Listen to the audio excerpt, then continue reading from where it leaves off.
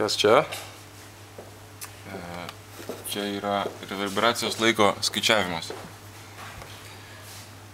Čia yra šūvio, reiškia, energijos diagrama, kur matosi originalus impulsas, tada pirmas atspindys ir po to jau antrie atspindžiai, tas užgesimas.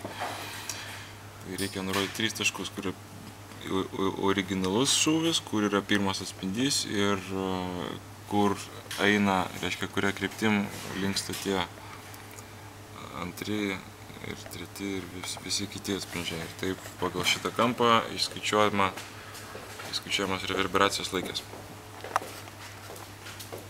Kodėl?